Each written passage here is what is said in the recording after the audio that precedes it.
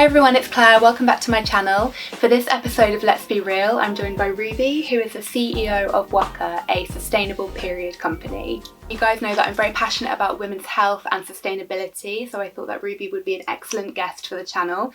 So I hope you enjoy the episode and let's get into some questions. So Ruby, can you start by telling us why you decided to start WUKA? So WUKA was born pure out of, I think, my passion towards environmental.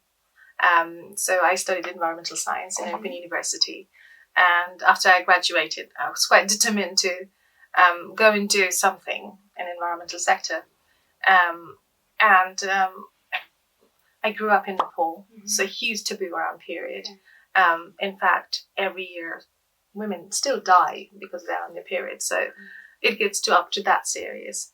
But the focus was more on the UK, and I was looking at some of the stats that more than 200,000 tons of waste, just the period product waste, go to landfill every year. That's a huge amount of waste, and my passion towards the environmental design, if I can do something to reduce that waste or create something sustainable product that will be better for the environment as well as for women's health. And then I set on my journey on that route. And that's how it started, So there's definitely some things that I want to touch on later in the interview. But just to start with, so I obviously tell all my female friends about the underwear, and I've been wearing them for years and featured them on my channel, so you guys would have seen them before probably. But can you just talk us through kind of how the underwear actually works? Because I think that it's quite a new concept that you just sort of bleed into the pants. Like, you don't have to wear any other product with the pants. So, and I think you've got some examples there. Can you just explain to us a bit about sort of the technology and the design behind the pants and how they work? Yeah, and you're right, exactly. Because for the past 50 years, there has been very little innovation in menstrual product industry. If you had walked a couple of years ago in a femcare aisle kind of thing, or in a supermarket, all you would see was just tampons, pads, and panty liners, right? So it's only now you started seeing a few other products on the shelves. So there's still a huge taboo, I think so, in terms of bringing out new product, talking about period itself. But yeah, so we created WUKA. By the way, for anybody who doesn't know what WUKA stands for, it stands for Wake Up Kick Ass. Oh, Wake Up Kick Ass, okay, cool. So that's what we want every woman and girl to feel like, that you can conquer every day, and no matter what. In your period pants. Exactly. So period pants, how does it work? So it's like your ordinarily looking, very ordinary looking underwear. The main thing that makes it period pants is the absorbent bit. Yeah. So the underwear is built in like 4 different layers. You've got inner and outer layer, and then you've got a central layer. The central layer has got an absorbent fabric. So when your blood goes in, literally the top layer wicks it, keeps you dry, so you don't feel any wet. And then the absorbent fabric, which is actually used in underground sea cabling, quite technical fabric, that absorbs and almost keeps it in. So how the fabric is built is like there are lots of threads of capillaries. So the blood goes in and it actually stays there. And underneath there is a leak-proof fabric that doesn't let it leak out. So though it looks very much like your ordinary underwear, it actually does the job. And holds all your period flow. So the heavy flow holds up to 20 ml of the blood, so roughly 4 regular tampon. And washing is absolutely simple. So if you're squeamish about blood, you can always chuck them in the washing machine up to 40 degrees. If you don't mind seeing the blood, you can always rinse in the sink and wash it there, hand wash it. Or you can, normally whenever I have a shower, I just pull my underwear down there and I just squeeze all the blood out and then chuck them with the in like your normal regular wash, with the dark colours. I think because another question I've been asked is, do you wash the pants with your regular clothes? And I do, and it's absolutely fine, isn't it? Because it's just blood. Like, it's not going to stain anything, or no. It's as far as you rinse the underwear and take the blood out, you can chuck them with the dark coloured clothes. Up to 40 degrees. The other thing is, like, the underwear does stain because with the blood, and I think many times people wear like for 6 months, 7 months, and they see some color discoloring kind of thing. It's absolutely normal because in any underwear, blood always discolors your fabric. The reason is we don't use any anti-stain kind of spray. Most of the company do, but there's nothing in the underwear. So it's pretty much like you're wearing your regular underwear kind of thing on the top kind of way. So that's why you get the stain. We normally say, like, if you have like the eco-friendly dye in the house, or if you can buy it somewhere, just dye the underwear black. Okay, fine to use it. Yeah. And how long will one pair of underwear last you? Should last you 2 years. It's very good, isn't it? Yeah. So in general, I've got, I think, about 8 pairs. And I've been using for 2 years now. So, and they're still fine. With the use, especially the heavy flow underwear, the absorbency will go low. But doesn't mean that you'll have to throw it away. You can still wear it for lighter days. And always switch buy a couple of pairs for heavy days kind of thing. But yeah, so these are heavy, and the light comes in the same style as well. The fabric that we use is called lensing micromodal, and it's one of the most sustainable fabric that's out there because it uses less water in terms of production and making of the fabric, but also the chemical that is used to make into looms in fabric, that is the 99.5% is recaptured again to make it to fabric. Whereas that's a different case for other fabrics. They are just genuinely so stylish. I think that's what I was drawn to, because I think I was telling you earlier that I still do use but at night time reusable pads, but I was finding that when I was working out they were moving and I could see them through my leggings and it was just a bit uncomfortable. And what I love about these is that you just genuinely wouldn't know that you're on your period, and I love the little mesh detail as well. They're so cute, and they're very comfortable as well, because I have endometriosis, so I get a lot of swelling on my abdomen, and I think if you have any sort of discomfort during your period, these are a very good option, because the band is it's very soft, and you don't feel like you're wearing anything. Exactly. It's great, which I think can be a weird feeling, and I think because or certainly like myself and my female friends, you grow up with these big sort of pads in, and you're always aware of, and kind of it's uncomfortable, but so it's slightly strange thinking, oh, I'm just bleeding right into my pants, but that is obviously something that is what the body's designed to do. It's a habit, I guess. Because we've been wearing pads and tampons for quite a while now, so that feels normal. Now, if the new generation starts wearing underwear as a menstrual product, then it'll be normal for them as well for the next generation. So that's why we are pushing on young girls quite a bit, and that's why we designed these are WUKA medium. They are for medium flow, holds 3 tampons worth of blood, 15 ml. And they are more like a bikini cut kind of thing, so quite appealing to young girls.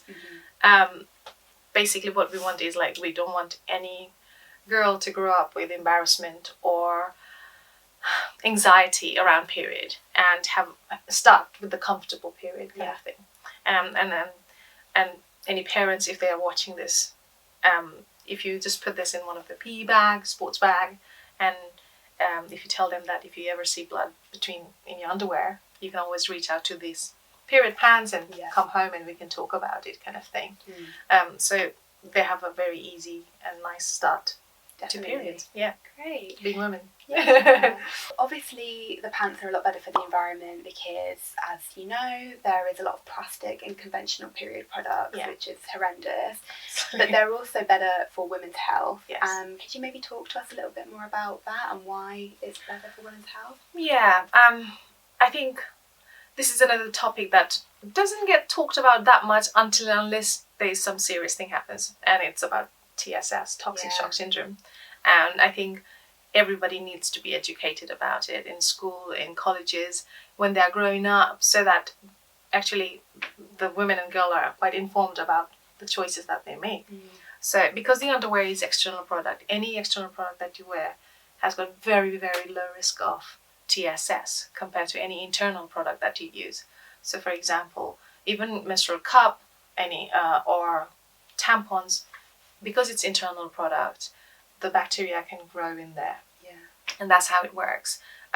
But because pads, cloth pads, period pads are external product, there is a very low risk of anyone getting TSS. So in a way, they're much better for your health. Many people suffer from, like you said, like yourself, endometriosis, PCOS, who actually find it quite hard to use any internal product. So this is like a more convenient form as well for them. So yeah, and plastic again, yes. No underwear is 100% plastic free. Every elastin that you use, that is made out of product that makes plastic. But you can always choose for a product that has got more plastic content to less plastic content, kind of thing. So every underwear replaces 100 tampons and pads going to landfill, and this is like we are giving a minimum statement. The longer you wear the underwear, the more disposable will be prevented from going to landfill. We do give a time frame for the underwear, but I always say, till the underwear falls apart, just keep on wearing it. Cool. like we do with other underwear, you know. Some of the best underwear are the old underwear. It's so true, comfy pants. Yeah, exactly. It's so true. And then that's something we kept in our mind when we started the whole designing of the underwear. Was like one thing in the focus was like, we have to make a comfy pants. Like, 100%. Because that's one thing that we can give when women have period, because some people do have a horrendous period. Cramps and pains and all this kind of thing. So a tiny little help would be like making a comfortable underwear. But they help so much. Like when I found out that I had endometriosis and I started researching and saw the links between possible links, but there hasn't been a lot of research done about endometriosis, as you probably know. But they think that one of the causes could be because of conventional period products and the toxins. Because obviously the vagina is very sensitive, and you don't want plastic and toxins. It's very easy for that to be absorbed into the bloodstream. And I was just horrified that could be a possible reason why women have endometriosis. So, and nobody educates, right? So I think one of the best thing that the government can ever do is like going to school and giving informed choices. To say that these are the products. Yes, sometimes they are easy to use, easy to find, easy to buy. Like, for example, if we're talking about pads and tampons, sometimes in necessity, they're always great products, right? But you have to talk about the pros and cons of every product, right? So people who don't have washing machine, the underwear could be quite a bit of a tricky thing, right? True. And if they are quite squeamish about blood as well, and if you're out and about and forgot to carry a spare one, that could be a bit of a trouble kind of thing. So every product has pros and cons. So what the government needs to do is educate every girl growing up, not just about the sexual health, but also the product that they'll be using for the rest of their life. Definitely. And why do you think that there isn't that education in schools? That is, I think, something we need to ask a teacher. Because they have very limited resource, limited time, all this kind of thing. I'm sure they will be talking about from that point of view. But the other thing that is huge taboo. I mean, the fact that the girls and boys are separated to talk about period, that is ridiculous, isn't it? It is ridiculous. We cohabit in a world where there are men and women living together. Still, a lot of the people are heterosexual and in those kind of relationships. So along the path, right, you will cross about period. Like people will talk about period, but why are we ashamed about it? That's the thing. And the school have started from very young age that that's just the girls thing, and the girls need to deal with it, and nothing to do with boy, and we need to separate it, kind of thing. So I think that's where a problem lies. We just need to figure it out. Like, how can we actually educate both men and women, right, about men's health and women's health together, so that we understand each other more better. Definitely. So I think there is, because you said you grew up in Nepal, and there was a lot of shame and stigma attached to periods. And I think that there still is a lot of, stigma about it, even in the UK. Can you maybe tell us a little bit about your experience? Because I would imagine that would have formed your decision to start this company, and your experience of growing up in that kind of environment.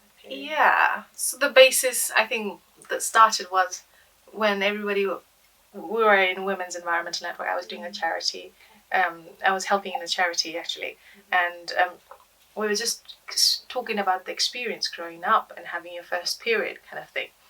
So in Nepal, still now, when you have your first period, you are sent to somebody else's house, or a cowshed, or a menstrual hut.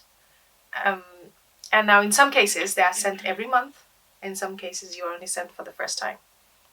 It's quite traumatizing. Yeah, I can imagine. Yeah, you're just like 11 years old, 12 years old, and then you have period, and the mother gives you a stack of rags and say like, okay, you are going there for your period for 7 days, 10 days, depending on different families. That's exactly what happened to me. So my mom gave me her old saris, and then she made square pieces and made a pad. So, and then she said like, okay, here are 8 pads. You're going to your aunt's house, and then pretty much you're not looking at men. You're not going out. You're not going to school, because you're untouchable. Oh my goodness. Yeah, this is literally a term for a period in Nepal. Like, you are untouchable. Nobody's allowed to come and touch you. The food that you're given is always passed through the floor, so you don't even get so you're just food completely alone, kind of. Yeah. Oh my god, I can't imagine how horrible that would be at that age. I know, it's quite scarring, you know. Like, why on earth would you do that?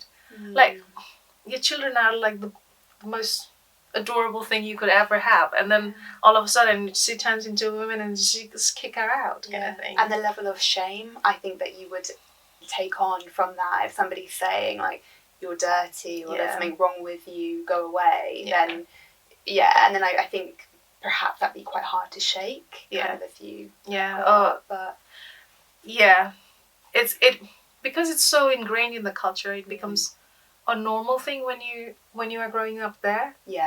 But when I came here and things changed, you get educated on different levels, you see different cultures, and why these people are not really caring about the period, and why we are so like, there's such a still stigma around it, that the fact that whenever a woman is on a period, she can't even go and cook herself, you know, like, you have to wait for literally somebody to come and cook food for you and feed you. So helpless, you know. So coming here, then I started realizing actually there's such a disparity. Like, it almost feels like the women's right has been taken away in developing countries, and it is actually like that. The fact that we have to rely on somebody else to, I mean, it goes so worse that if you have a baby and you need to feed a baby and the baby's food is somewhere else, you literally have to wait somebody to come and pass that baby's food to you so that you can feed the baby, or somebody. So it goes to a different level. And is it still like that in Nepal? It's, though everybody says very liberal and all this kind of thing, there are a lot of conferences happening in Nepal about ending period shame and dignity and all this kind of thing. If you go to any room and ask how many people still practice chopadi, but at the home level, that is, they isolate themselves in the house, or they don't go to temple, or they don't cook, you will see majority of women still doing that. So I don't know how we can change it. Even in my family, they still do it. My sisters still do it. It's just ingrained in the culture, you know. So I have to go and tell them, actually, nothing happens. You know, you are still fine. You'll still be the same woman. Even if you go and cook, there'll be nothing, no major harm happening. And I give my example, like, look, I really don't care. I go and cook anything. I go to temple. I go to do anything. I can't see anything happening to me. So, yeah, it's the story that our grandmothers have been telling. And it's passed down, this kind of thing. That's incredibly hard to break. It's kind of... And in a culture where you respect elders more than anything else, whatever they say is the biggest truth. Even if they say the earth is flat.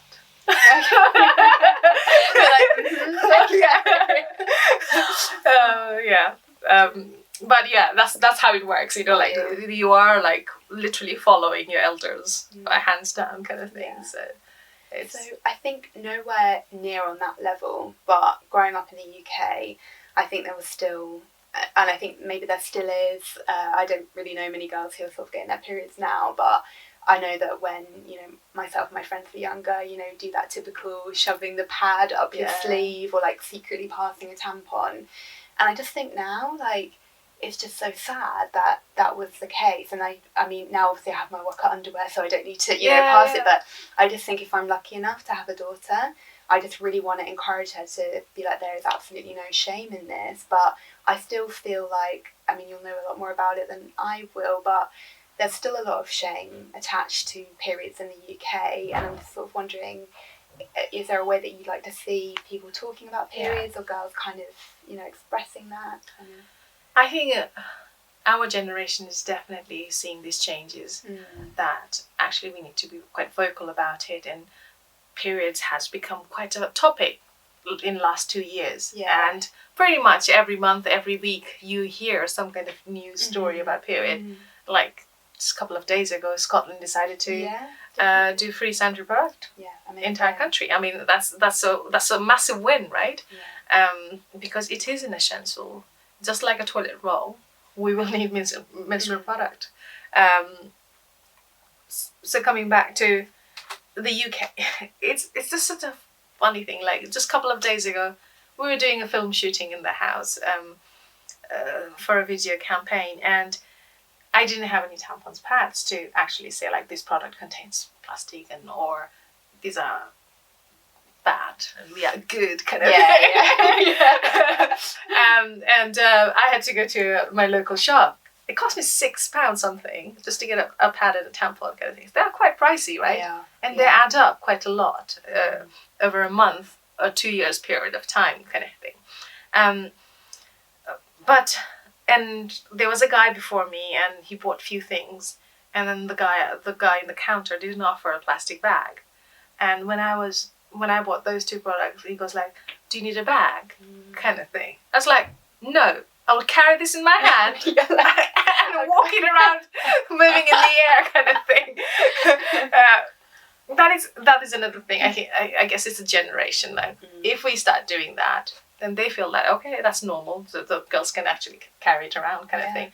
So I think it's everyday action of every single individual will help change this whole system. Definitely. And change it for better. Yeah, there's lots of people talking about it in a positive way and sharing positive experiences. Exactly. And not being embarrassed, not being ashamed of it. Because it's really nothing to be ashamed of. It's so natural. And I think our generation, the next generation that's coming, will be quite confident. I really believe that. And changes are happening, and are happening for good, so which is always good. I think the generation below us as well is definitely, hopefully it seems more kind of environmentally aware as well, and that's just such a huge part of it as well. And I think it's really important, and you touched on this earlier, but for women to know that they do have options with their health, because that's one of the biggest things that we found is that you're not given the education, you're not told that there are alternatives. It's just sort of how things have always been, is the way that you do them, but that is changing, hopefully. No, they're like when itself, and the City to See another a project campaigner kind of thing, who are actually going around schools talking about reusable menstrual product, types of reusable menstrual product, versus the organic tampons and pads, which actually people can choose, and giving them the informed choices. So I think they're educating a group of teachers every other week kind of thing, and then those teachers go back to the school. They could be PHSE teacher or nurse, school nurse, who could come and get that training and then actually go back to school and say like, you've got choices there, whatever you want to choose, you'll get it, kind of thing. It was announced recently that Scotland are going to be offering free sanitary products to women and girls, and unfortunately here in England we pay tax on sanitary products, so sanitary products are classed as a luxury item. I was just wondering what your thoughts are on that. It's not luxury. Periods are not luxury, honestly, for anybody who's listening and watching this. They are not luxury, they are essentials, like a toilet roll, pretty much. Because you don't always need number 2, right? But toilet roll are always there. So you don't always have a period, but once a month you do have a period, so why are period products not there? So tax is another level. So like menstrual product are taxed. So menstrual product, I think before 2011, I think they haven't updated yet. So pads and tampons are taxed at 5%. but period pants are taxed at 20%. That's ridiculous. Insane. Yeah.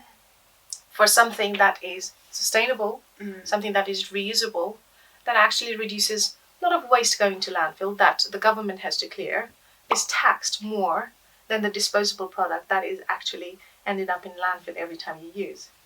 How does that justify, right? So so when we started the business, we asked, because it was not classified as any product. So we said, like, we are bringing a new product, the menstrual product. It's used for collecting your blood, and we got rejected and said that it's a clothing item, so it's taxed at 20%. Yeah. So I waited till we went for a year, hear feedback from people. I started collecting all the reviews where it actually mentioned that they use it for the period, they use it for girls who have just started the period, they use it for postpartum bleeding, they use it for incontinence, so various way that you can wear an underwear. Yeah. So I collected all of that and I resubmitted it again. And I even sent out a pair of underwear, like, have a feel and touch. Do you think you would wear this on a normal day? No. Why would you wear a padded underwear without on your normal day, right? When you don't have a period kind of thing. Or when you don't have any kind of health problems. So I just got a letter today saying that it's been rejected. So either a minister has to take some kind of an action, or they'll have to review the whole menstrual product. Until then, you, basically the people who buy the underwear, will be taxed at 20%. And there's very little that we can do. And this is the thing, maybe I should start a campaign. Yeah, because reusable products should be given more levy than the disposable product. Yeah. Because the fact that it is reusable, again, I said, like, there's less waste to manage after the use kind of thing. So yeah, it'll be going to the minister's office soon. Definitely. Yeah. Good. So I've already had this conversation started with Secretary of State in the UK. So we'll take the decision and take it over there. Hopefully it'll be down to 5%. Because then you can charge less for the pants, right? People can afford to buy Yeah. more easily than at the current price. Exactly. So the pants are currently 20. How much? Yeah. So the medium starts at $19.99 and heavy flow at $24.99, and then we've got light flow with $23.99. Yeah. But we will be updating it soon. So all our period pants that currently made in cotton will be shifting to organic cotton. Okay. Yeah. So that is. This is again the thing that we were talking is, like, you're always changing, reiterating things. Yeah. How can you be more sustainable? So all the medium flow underwear from June onwards will be organic cotton period pants. Yes. And still the same price. Yeah, and I think that's a thing. Like, it might sound expensive initially, you know, between £20 and £25. Yeah. But like we were saying earlier, when you had to buy some tampons and pads, you know, they're like £6 a packet. So over a lifetime, you know, my WUKA pants I've had them for 2 years. Wow. Yeah. And they're still going strong.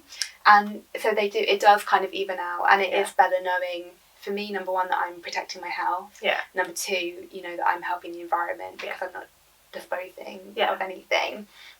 So and comfort. Exactly, comfort. Yeah. But how do you feel, because obviously in Scotland it's great on one level that they're giving out free sanitary products, but they are disposable. So how do you feel about that? Must be kind of bittersweet. It is. And same thing happened when when in England they decided to give free menstrual product to schools. Yeah. And that's rolling out at the moment. We did apply for the tender with providing all product that is either organic cotton or reusables. We didn't get selected, and for obvious reason, because of the cost. Initial cost was quite high, but we were reaching more girls in that 2 years' time than the disposable products, because reusable are much better, and you can use it more than the disposable menstrual product, right? It is a bittersweet. I really hope the government actually doesn't think about the short term and think more about sustainability and about the whole climate change kind of thing. I mean, this all adds up to to climate change, basically, all the waste that we are creating. So it is a bittersweet, but like I said, many councils in Wales are actively seeking reusable menstrual product or organic cotton menstrual product. So then we are actually contributing towards using more reusable product, also educating people and raising awareness around it. So fingers crossed. Next year, if they look through the plan and they wanted to change, they can always add period pants to it. Yeah, definitely. Just to wrap up, where do you see WUKA in 5 years' time? Well, next month we'll be in Sainsbury's. That's what I can say. We'll be in 214 stores in Sainsbury's. Congratulations. Thank you. That's a milestone. Yeah. I can't say where in 5 years, but I can see I will be coming to a lot of supermarkets soon. So currently we are at Whole Foods in London. I saw them in Whole Foods the other day, actually. Oh, did you? Yeah, and we are in Run and Become. It's like the athletic shop for women in London and Cardiff and Edinburgh. As a physical shop, those are the 3 ones. But we are like a boutique shop where they sell lingerie and stuff. So Sainsbury's is like our biggest supermarket. And then we will be coming in Ocado and Planet Organic as well. Great, that's amazing. So yeah, and I think that's so brilliant for kind of accessibility, that these products are now more readily available. Exactly. And I think, moon cups or, sort of menstrual cups have been available, in Boots for years, but they're really not for everyone. So it's good that, these, what I love about the pants is that, because I've had trouble with menstrual cups, I think if you have any kind of condition like endometriosis or anything like that, it can be difficult to insert things into your vagina. So I think that, this is why it's good to have an option, and great that you're going to be available more kind of widely for more people to have access. And the best thing is we'll be sitting next to pads and tampons in the what do you call fem care aisle. That's what they call it. So which is a good change, good step of Sainsbury's actually. The fact that they are providing the ranges of reusable versus disposable menstrual product. Again, it's all about choices, right? Yeah. Now, actually, a woman can walk into a supermarket and buy whatever she wants to. So that's the, I guess that's one step from what we were before. So the very future excited. feels kind of optimistic. Very much. So obviously with WUKA, I want it to be accessible to every woman all around the world, and we need to work towards it. So starting from UK and reaching global. Well, thank you so much, Ruby. Thank you for being on my channel, and I hope you guys enjoyed this episode. If my audience want to learn more about you, where can they find you? You can find us on all social media at WUKAwear. That's WUKA, WUKAwear, and on our website wuka.co.uk. So. And British I'll put links. Very proud of it. Well, I'll leave links to everything below, and thank you guys so much for watching, and I will see you on the next one. Bye.